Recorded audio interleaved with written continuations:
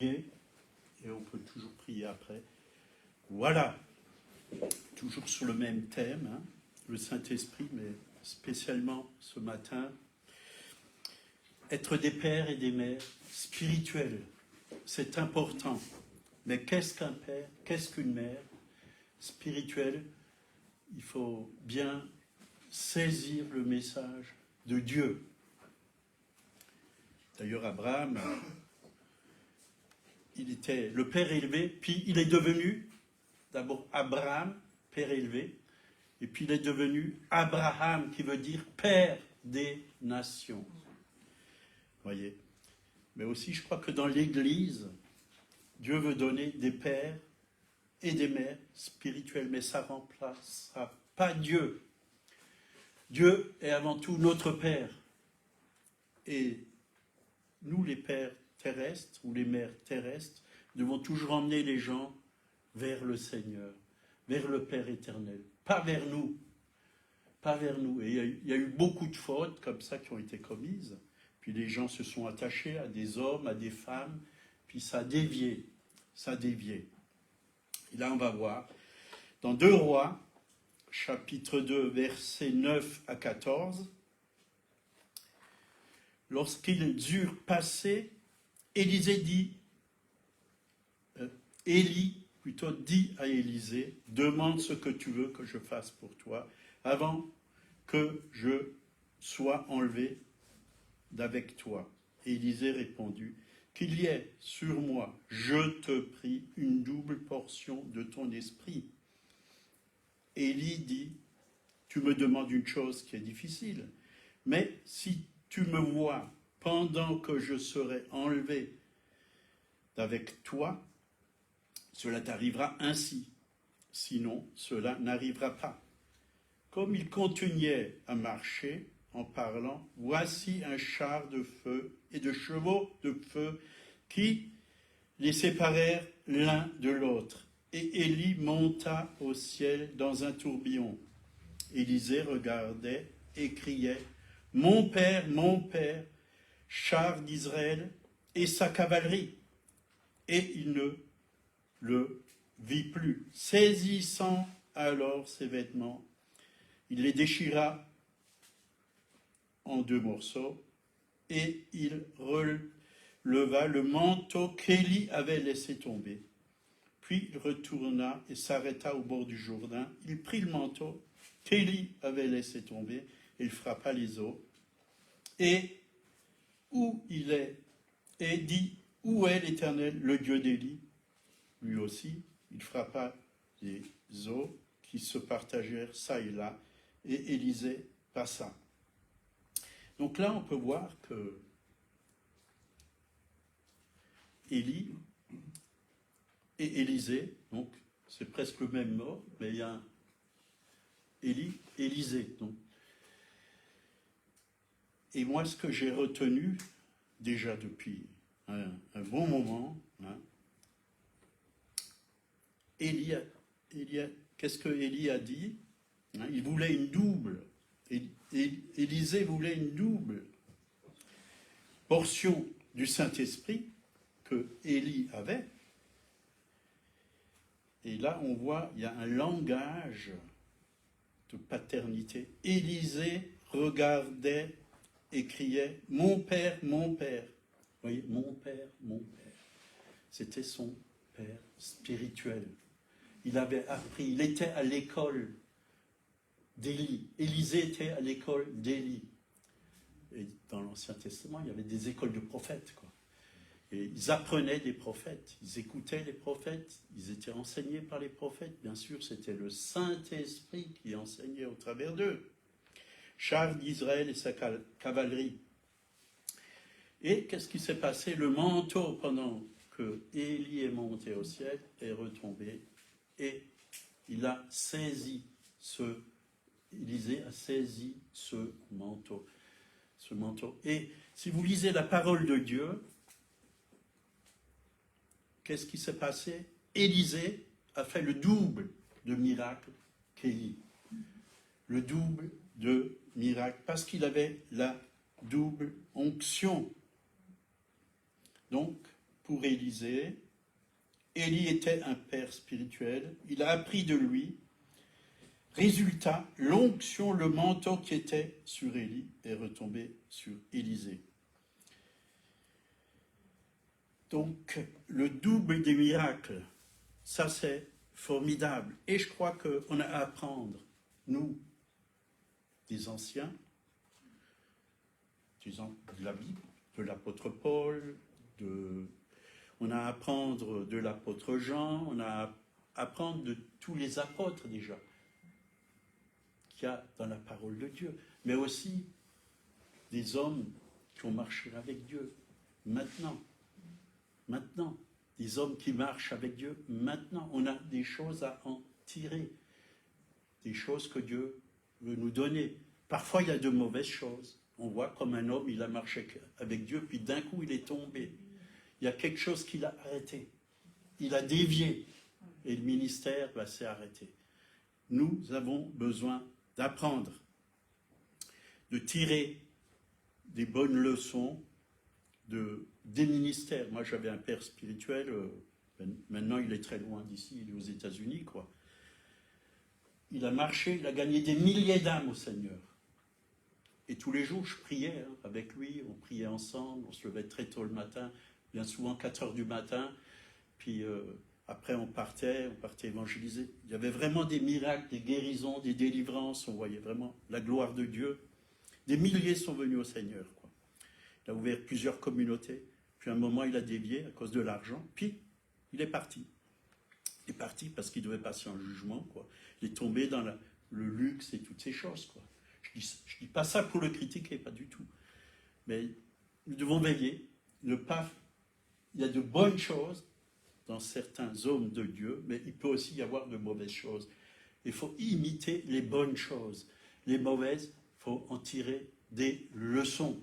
Ne commettons pas les mêmes erreurs que ceux qui les ont commises. Donc, Galates 4, verset 19, Paul dit, « Mes enfants, voyez, pour qui j'éprouve de nouveau les douleurs de l'enfantement, jusqu'à ce que Christ soit formé en vous. » Donc, les douleurs de l'enfantement, c'est spirituel. Ce n'est pas physique. Bien sûr, on peut aussi avoir dans notre être intérieur des sortes de douleurs quand on prie pour des âmes qui sont perdues. C'est arrivé à Monique. Ça nous est arrivé, on priait vraiment, on était dans un séminaire, c'était en Tunisie, avec Pierre Offet, puis on priait, ça fait au moins 10 ans, même plus peut-être, on priait pour ce pays, on intercédait pour que des âmes passent des ténèbres à la lumière, que vraiment des gens puissent rencontrer le Seigneur.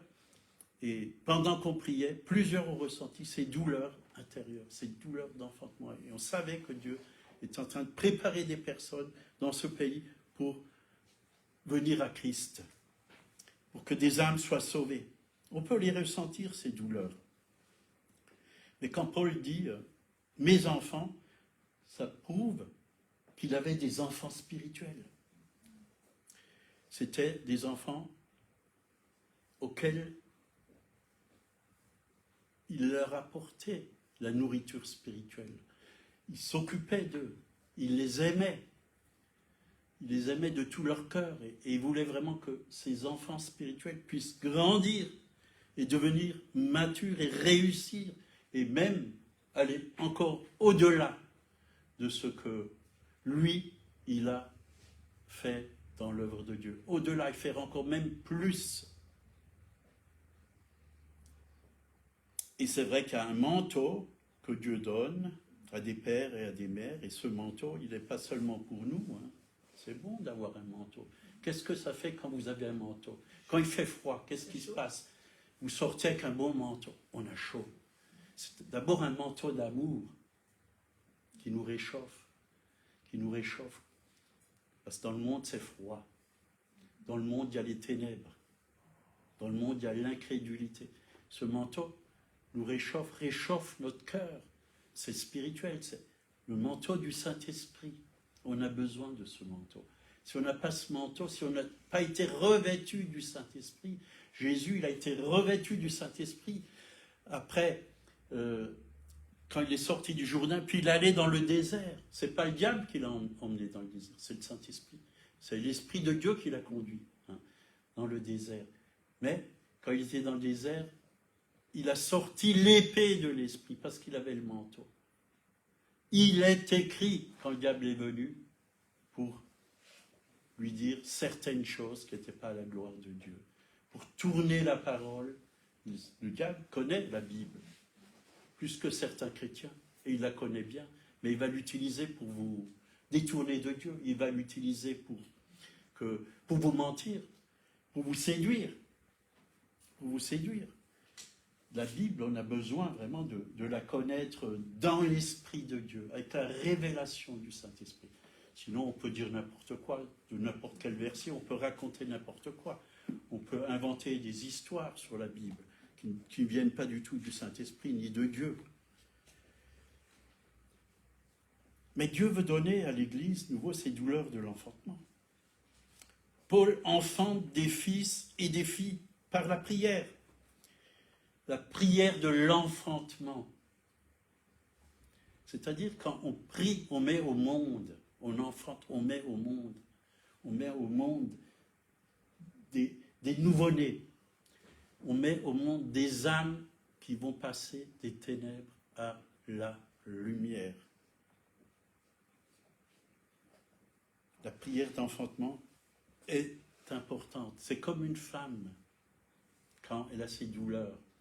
Elle sait qu'elle va bientôt accoucher, qu'il va se passer quelque chose. Un bébé va venir. Des bébés spirituels aussi vont venir si on prie pour les âmes. Si on a le fardeau pour les âmes d'une ville, d'une région, d'un village, d'un pays, Dieu va intervenir, Dieu va agir. Et c'est important qu'on retrouve ces douleurs dans la prière. Parce que bien souvent, quand j'entends les prières de l'Église, avec un grand E, Seigneur, bénis-moi et encore bénis-moi. Il n'y a que moi. Mais on ne va pas plus loin. Dieu nous a déjà bénis, nous avons déjà été bénis de toutes les bénédictions spirituelles dans les lieux célestes en Christ. Nous devons prendre toutes ces bénédictions, mais pensez à tous ceux qui ne connaissent pas le Seigneur. Nous sommes déjà dans la paix. Nous sommes déjà dans la joie. Nous sommes déjà dans la victoire. Mais tous ces gens qui sont encore liés par le diable, enchaînés par des esprits méchants et mauvais, qui sont dans des péchés où ils n'arrivent même pas à s'en sortir. Moi, je peux vous dire ce que c'est, parce que j'étais dans la drogue, j'étais dans l'alcool, j'étais dans toutes sortes de péchés.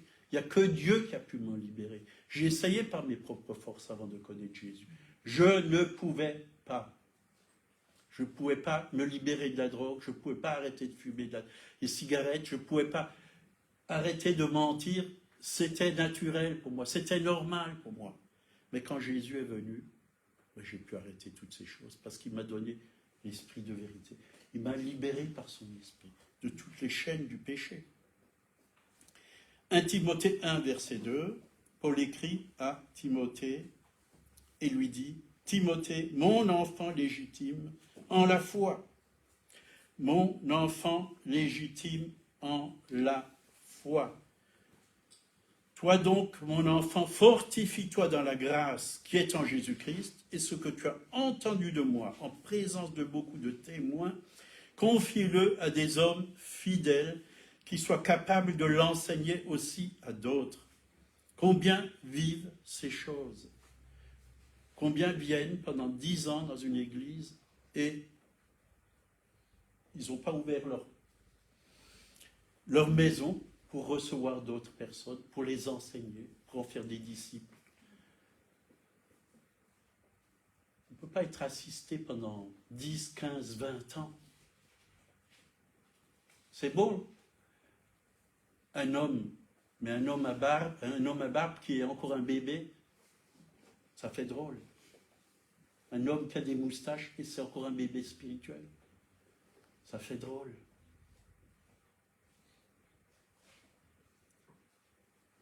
Il faut que l'Église se réveille, qu'elle soit capable d'enseigner ce qu'elle reçoit. Moi, quand je reçois quelque chose, je médite sur ce que je reçois. Quand c'est un message, une prédication, je médite, je travaille. Et puis, quand Dieu me demande de l'apporter, je l'apporte. Parce qu'on ne reçoit pas simplement que pour nous. Dieu va nous transformer, Dieu va nous parler, Dieu va nous changer, se révéler à nous, mais il faut apporter. Ce qu'on reçoit, c'est pour le donner. Donnez et il vous sera donné. Et quand tu donnes, tu reçois. Et moi, j'ai réalisé une chose, plus je donnais de ce que Dieu me donnait, plus Dieu me donnait à moi. Plus Dieu me donnait, plus les révélations viennent. Plus on donne, plus on reçoit. Et Paul, il parlait à qui? À l'église des Corinthiens, comme on l'a entendu ce matin à la Sainte-Seine. À l'église des Corinthiens. 1 Corinthiens 4, 14 à 16, ce n'est pas pour vous faire honte que j'écris ces choses, mais je vous avertis comme mes enfants bien-aimés. Vous voyez, l'apôtre Paul, il aimait. Il n'était pas là pour donner des coups de matraque à ceux qui ont fait des fautes, mais il était là, il les aimait. Et il voulait les voir grandir. Il voulait les voir devenir matures. Il voulait voir des hommes et des femmes qui marchaient non selon la chair, mais selon l'esprit. Quand vous auriez 10 000 maîtres en Christ, vous n'avez cependant pas plusieurs pères, puisque c'est moi qui vous ai enfanté en Jésus-Christ par l'Évangile. Je vous conjure donc, soyez mes imitateurs. Paul pouvait le dire, parce qu'il avait mis au monde plein de personnes. Beaucoup sont venus à la foi à cause de son témoignage. Beaucoup ont été enseignés par l'apôtre Paul. Il s'occupait vraiment. Et c'était vraiment un père pour l'Église, un père spirituel. Philippiens, chapitre 2, verset 22, vous savez qu'il a été mis à l'épreuve en se consacrant au service de l'Évangile avec moi, comme un enfant avec son père. Donc, il parlait de Timothée. Timothée et Paul servaient le Seigneur ensemble. Ensemble, il y avait une communion entre Timothée et son père spirituel. Il y avait une communion, il y avait aussi la franchise. Vous voyez, il disait les choses telles qu'il les vivait. S'il avait un problème, il en parlait, il recevait la prière. Et il recevait même des dons spirituels. Quand l'apôtre Paul a prié pour Timothée, il lui a communiqué même des dons spirituels. C'était son vrai père spirituel. Aujourd'hui, beaucoup veulent être seuls. Seuls. On vient à l'église, puis après on rentre à la maison, voilà. Mais on ne veut pas parler avec les autres. On ne veut pas parler avec un frère ou une sœur qui va... Peut-être qu'il y a un problème dans votre vie. Vous avez peur d'en parler. Vous avez peur qu'on vous juge. Mais un vrai serviteur de Dieu ne va pas vous juger, il va vous aider. Il va vous aimer, il va vous aider. Et vous allez être libérés si vous acceptez vraiment les conseils qu'il vous donne. 1 Thessaloniciens 2, 11. Vous savez aussi, nous avons été pour chacun de vous ce qu'un père est pour ses enfants. Ce qu'un père est pour ses enfants. Je pense que Paul, c'était un bon père. Un bon père. Parce qu'il connaissait le Père céleste. C'est pour ça qu'il pouvait être un bon père. Il connaissait le cœur du Père. Et quand on connaît le cœur du Père, et qu'on reçoit du cœur de Père, cette bonté, cet amour, cette douceur, cette compassion pour les autres, on va aussi devenir de bons pères spirituels. On va aider. Bien sûr que, avant tout, c'est Dieu notre Père.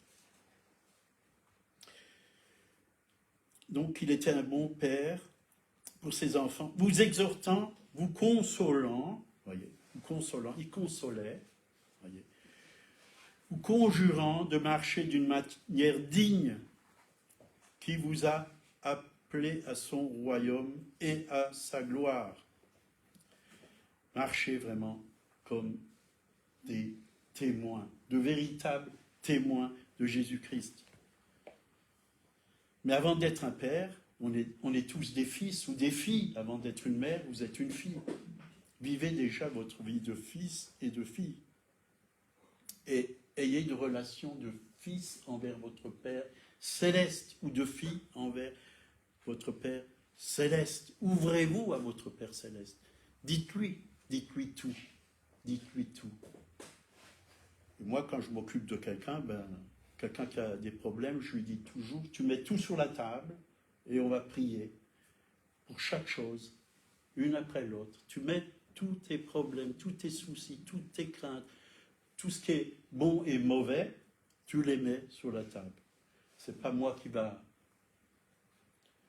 m'occuper de tout ça, mais le Saint-Esprit va s'occuper de tout ça, parce qu'il va nous donner la sagesse et l'intelligence. Mais il va aussi nous donner l'autorité, peut-être pour couper avec l'épée de l'Esprit certaines choses de la vie qui ne sont pas à la gloire de Dieu, des choses qu'on doit abandonner.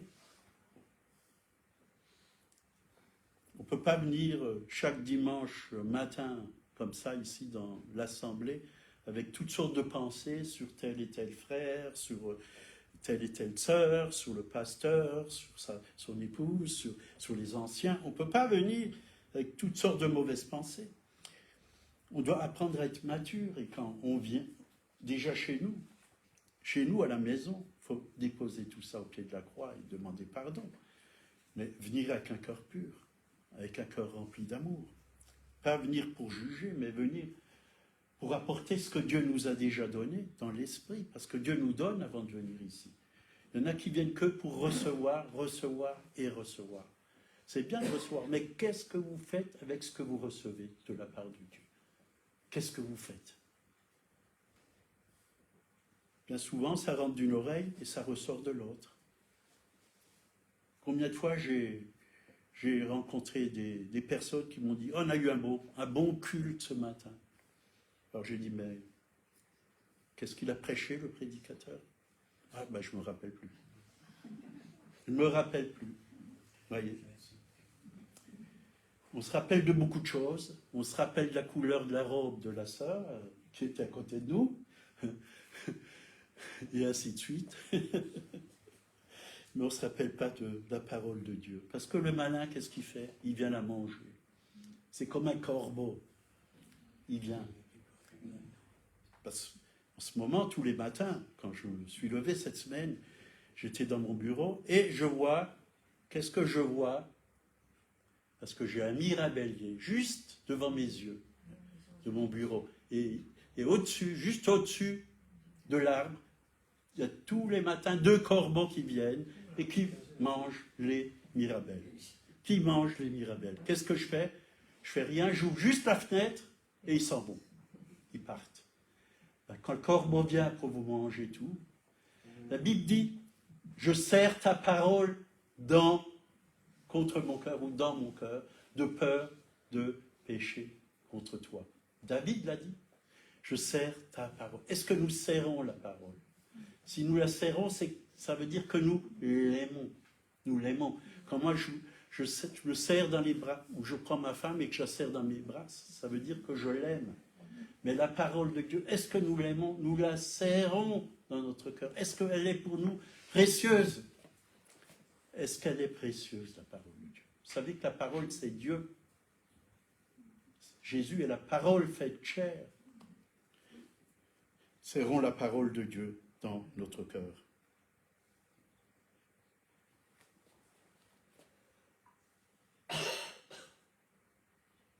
Donc il y a aussi eu beaucoup d'abus dans ces enseignements sur les pères et les mères spirituels. Il y a eu des abus. Par exemple, j'en dirais 1 ou 2, quoi. Le père spirituel qui vient, il dit, bon, mais maintenant que tu es ma fille ou tu es mon fils spirituel, il faut que tu me donnes ta dîme, à moi personnellement. Ça existe. Pas ici, parce que je n'ai jamais dit ça à qui que ce soit. La dîme, elle revient au Seigneur. Elle est pour le Seigneur. Le 10e, c'est pour le Seigneur. Elle n'est pas pour moi. Elle n'est pas pour moi. Ça, c'est des abus. Ou alors, tu es mon fils spirituel, il faut que tu laves ma voiture. Il faut que tu bêches mon jardin. J'ai déjà entendu ça. Il faut que tu me portes les valises. Si quelqu'un veut le faire, il peut le faire. Mais il ne faut pas abuser de ces personnes. S'il a envie de le faire de son propre corps, qu'il le fasse. Si quelqu'un est âgé, bien sûr, un serviteur de Dieu qui part en voyage, il va prendre l'avion, il a des valises lourdes, c'est bien peut-être de l'aider, quoi. Mais maintenant, ce qu'il y a de beau, c'est qu'il y a des roulettes sur les valises. Hein. C'est plus si lourd que ça. Il faut faire attention. Il faut faire attention. Il ne faut pas faire la volonté de l'homme. Il faut faire la volonté de Dieu. C'est ça qui est le plus important. Il y a eu toutes sortes d'abus. Hein, quand j'ai déjà entendu dans des info-chrétiens qu'un pasteur il a abusé de femmes, il a couché avec elles, soi-disant c'était le père spirituel. Quoi. Ça va loin tout ça. Et ça fait un mauvais témoignage, un très mauvais témoignage. C'est pour ça que j'ai dit au groupe des anciens, là, c'était la semaine dernière, hein, qu'on s'est rencontrés, non lundi, on s'est rencontrés chez Bertrand. J'ai dit, faites attention, vous les hommes, ne prenez pas les femmes comme ça dans les bras, en les serrant. Parce que vous ne savez pas ce qui se passe dans la tête, déjà dans la vôtre, et dans leur tête. Vous ne savez pas ce qui se passe. Saluez-vous, dit la parole de Dieu, d'un saint baiser. Un saint baiser. Hein, Monique, elle sait ce que c'est. Hein. Un saint baiser, voilà. On ne va pas trop serrer les gens dans les bras et les caresser encore avec les mains. Il faut faire attention. Parce qu'il y a eu des déviations aussi avec ça. Quoi. Je ne dis pas qu'on ne peut pas le faire si Dieu un jour montre qu'on peut le faire. Moi, quand je vois une femme maintenant qui n'a pas eu de père, j'appelle Monique, je dis à Monique, serre-la dans tes bras. Serre-la dans tes bras. Au début, je l'ai fait, oui. Mais le Seigneur m'a dit, cesse de faire ça, tu es un homme. Respecte ces femmes, aime-les. Tu as une femme, elle peut s'en occuper. Elle peut s'en occuper. Et c'est bon d'avoir une bonne relation avec vos fils ou vos filles spirituelles, mais moi je crois que les femmes devraient s'occuper des femmes et les hommes devraient s'occuper des hommes. Parce qu'il y a des choses que des femmes ne peuvent pas dire à des hommes. Et des choses que les hommes ne peuvent pas dire à des femmes. Parce qu'il y a des problèmes masculins qu'on ne peut pas dire à des femmes. Ça ne les intéresse pas d'ailleurs. Puis ils ne connaissent pas ce genre de problème. Alors, que les femmes s'occupent des femmes et les hommes des hommes. Ça, c'est la volonté de Dieu. C'est vraiment la volonté de Dieu. Si on veut, il faut qu'on se garde du péché et il faut qu'on fasse attention à ce qu'on fait. On doit, déjà nous les anciens, on doit être des modèles. Des modèles. Les anciens ou anciennes, on doit être des modèles. On peut aimer un homme ou une femme de Dieu, mais pas l'idolâtrer. Parce que ça va vite. Ça va vite. On a élevé des hommes, mais quand ces hommes sont tombés, qu'est-ce que ça a donné? Ben, vous avez été déçus, vous avez été attristés, ça vous a fait du mal. Et pourquoi certains hommes sont tombés? Parce qu'on les a tellement élevés, alors que c'était des êtres humains. Il n'y a que Dieu qui a le droit d'être élevé. Et puis si un homme doit être élevé, c'est Dieu qui l'élève. Celui qui s'abaissera sera élevé, dit la parole de Dieu. Mais s'abaisser devant Dieu. S'abaisser, ça peut être prendre la serpillière aussi, et voilà. Et passer la serpillière dans la salle de culte, ou nettoyer les toilettes, ou autre chose. Autre chose, nettoyer les vies. S'abaisser, c'est servir. C'est servir avec tout son cœur. Même si vous êtes banquier, vous avez le droit de passer la serpillière dans la salle. C'est pas parce que vous avez un métier... on n'est pas, les banquiers ne sont pas meilleurs que les autres. Ils ont aussi une chair et ils peuvent aussi tomber. Ils doivent aussi veiller. Donc, on peut respecter et honorer les pasteurs ou les serviteurs de Dieu. Et c'est ce que Dieu désire, mais pas au point de leur lécher les chaussures. Ou les bottes. Elle dit des bottes. Moi, c'est rare que je porte des bottes. Ça peut être les chaussures. Alors, je peux vous dire que Dieu est le meilleur père spirituel qui soit. Il ne va jamais vous décevoir. L'homme va vous décevoir, mais pas Dieu. Un homme, une femme peut te décevoir. Dieu est le meilleur père spirituel. Et c'est bon de venir à lui. Bien sûr, un enfant, il a besoin de quelqu'un. Moi, souvent, on m'écrit comme ça, sur Internet, surtout des jeunes convertis, des petits messages. Qu'est-ce que tu en penses de ce passage-là? Qu'est-ce que ça signifie? Je ne le comprends pas très bien. Alors je réponds parce que c'est un enfant, il ne comprend pas. Il a besoin de comprendre. Ça m'arrive souvent. Mais le jour où il va grandir, c'est lui qui va répondre à d'autres. Parce qu'il va savoir. Il va le savoir parce qu'il aura reçu la révélation par le Saint-Esprit. Ésaïe 64, verset 7. Cependant, ô Éternel, tu es notre Père. Nous sommes l'argile, c'est toi qui nous as formés. Nous sommes tous l'ouvrage de tes mains. Voyez, nous sommes l'ouvrage des mains de Dieu. Dieu, il sait comment nous modeler. Il est le potier. Il sait comment nous guérir, nous transformer, comment enlever quelque chose de notre vie et mettre autre chose à la place. Il va enlever la haine, il va mettre l'amour. Il va enlever l'angoisse, il va mettre la paix. Et ainsi de suite. Dieu, il sait, il sait, il sait. Il sait ce dont nous avons besoin. Mais nous devons vraiment découvrir ce Père d'amour qui est dans le ciel. Mais il n'est pas que dans le ciel. Il se révèle à nous, sur la terre. Il vient vers nous par le Saint-Esprit. L'Esprit du Père vient en nous. C'est l'Esprit par lequel nous pouvons crier « Abba, Père ». Abba veut dire « Papa ».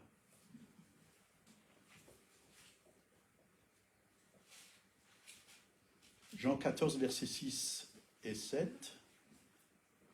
Jésus lui dit « Je suis le chemin, la vérité et la vie. Nul ne vient au Père que par moi. » Donc, on a un chemin pour aller vers le Père. C'est Jésus. Allons vers le Père. C'est par le sang de Jésus que nous avons un libre accès au trône de la grâce. Venons vers le Père. Si vous me connaissiez, vous connaîtriez aussi mon Père. Et maintenant, vous le connaissez et vous l'avez vu. Découvrez votre Père. Jésus était l'image parfaite du Père sur la terre, parce qu'il avait le cœur du Père.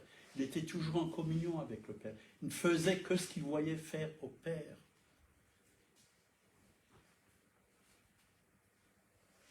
De Corinthiens 6, 17 et 18, c'est pourquoi sortez du milieu d'eux et séparez-vous, dit le Seigneur, ne touchez pas à ce qui est impur, et je vous accueillerai.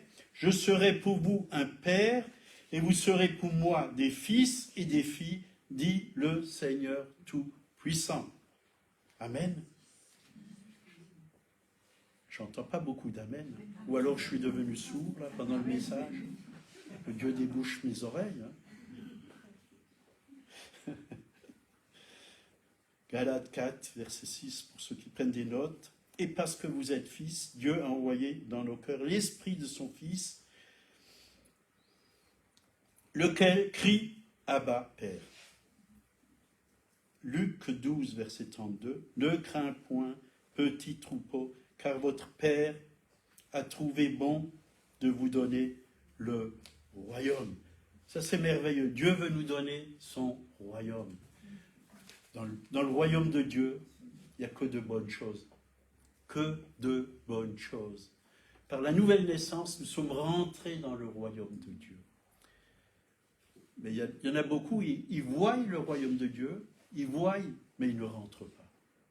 On peut voir de belles choses. Hein. Moi, quand j'étais à Berlin avec Monique, il y a une sœur chrétienne qui nous a dit « Je vais vous montrer le plus bel hôtel de Berlin. » Tout était en marbre, luxueux. Les présidents, les rois venaient y vivre.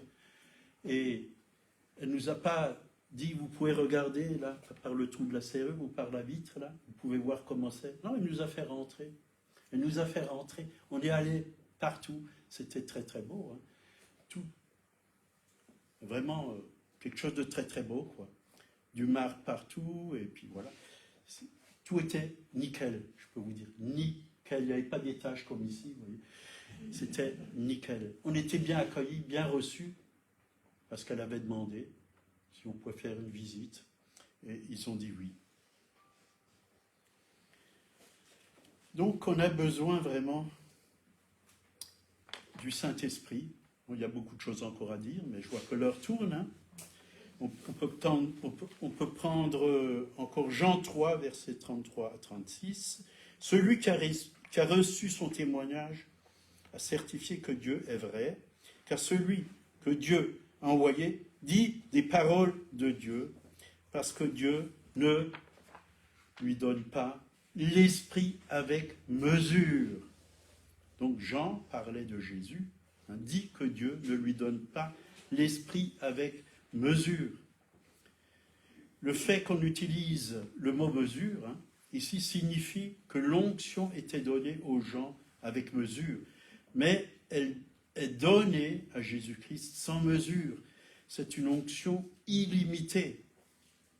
Illimitée. Si donc le Seigneur dit dans Jean 14, verset 12, en vérité, je vous le dis, celui qui croit en moi fera aussi les œuvres que je fais, il en fera de plus grandes, parce que je m'en vais au Père. Et tout ce que vous demanderez en mon nom, je le ferai afin que le Père soit glorifié dans le Fils. Si vous demandez quelque chose en mon nom, je le ferai. Donc si le Seigneur a dit qu'on fera des choses plus grandes que lui, c'est qu'il va aussi nous donner une onction illimitée, si vous le croyez. Si vous le croyez. Parce qu'on ne pourra jamais faire les œuvres de Christ avec une onction, avec mesure. Parce que c'est le Saint-Esprit qui va le faire au travers de nous. Le Saint-Esprit n'est pas limité. Ne limitons pas un Dieu qui est illimité. Forfait illimité. Hein. Vous les avez dans votre... parfois dans votre... Moi, je ne l'ai pas. Dans votre téléphone portable. Moi, je ne les ai pas. Je ne les ai pas.